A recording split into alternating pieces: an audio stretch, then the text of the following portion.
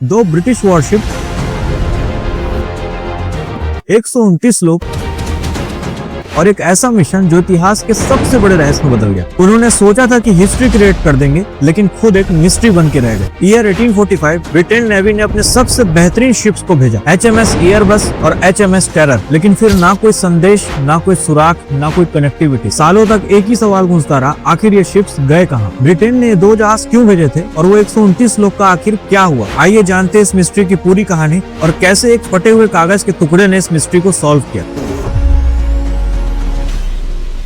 1845 में British emperor अपनी peak पर था। उनके बनाए हुए जहाज पूरी दुनिया में चल रहे थे, लेकिन उन्हें चाहिए था एक और समुद्री रास्ता, नॉर्थ वेस्ट पैसेज, जो यूरोप को एशिया से डायरेक्ट जोड़ सके। ये रास्ता बर्फ से ढका हुआ और खतरनाक था और कोई भी आज तक इस रास्ते के बारे में जानता नहीं था। इस मिशन को लीड कर रहे थे सर जॉन फ्रैंकलिन, एक अनुभवी और साहसी कप्तान। उनके साथ थे 129 लोग और दो बहुत ही मजबूत वॉरशिप, जिसमें था स्टीम इंजन, लोहे से बनी बॉडी और 3 साल का राशन। शुरुआत में सब सही था, लेकिन कुछ ही महीने में जहाज से संपर्क जाता, कोई सुराग नहीं, कोई रेडियो नहीं। ब्रिटेन ने अपने बहुत सारे सर्च अभियान चलाए, लेकिन कुछ पता नहीं चल पाया। और हाथ आई तो सिर्फ एक कहानी, जो सच है या झूठ है इसका भी कोई पता नहीं था। वहाँ के आर्कटिक समुदाय के लोगों ने कहा कुछ सफेद लोगों को बर्फ पर चलते देखा है, जिसमें से आधे कह रहे थे कि वो समुद्री भूत थे और आधे कह रहे थे कि वो इंसान थे। 14 साल तक इस खोज अभियान को कंटिन्यू रखा गया और वर्ल्ड की सबसे एक्सपेंसिव खोज अभियान यही थी। आखिर 14 साल बाद ईयर 1859 में एक सर्च टीम को पत्थर के नीचे दबा हुआ एक कागज का टुकड़ा मिलता है, जिसमें लिखा था,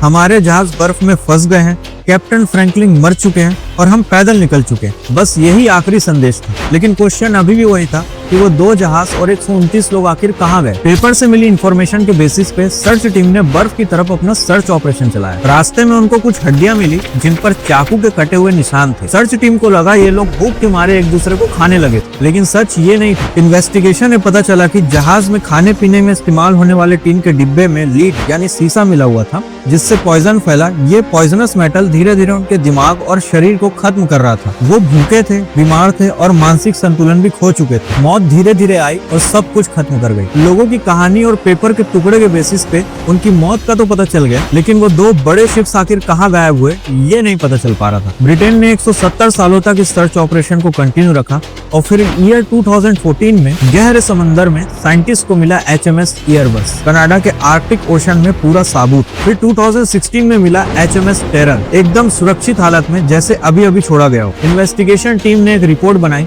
और रिपोर्ट में सामने आया, जहाज बर्फ में फंसे, लोग जहाज छोड़कर पैदल निकले और फिर कुदरत के सामने हार गए। जहाज एक टाइम के बाद डूब गया और लोग भूख से मर गए। किसी ने हमला नहीं किया, कोई जादू नहीं था, ये एक ह्यूमन लॉस था। HMS एयरबस और HMS टेरर के डूबे हुए ढांचे आज भी national historic site in Canada में रखे हुए हैं। ये वर्ल्ड की अब तक की सबसे एक्सपेंसिव सर्च ऑपरेशन थी, जो तकरीबन 170 साल तक चली, जिसमें लगभग $2.8 मिलियन खर्च हुए थे। आपको ये मिस्टीरियस स्टोरी कैसी लगी? कमेंट सेक्शन में जरूर बताएं।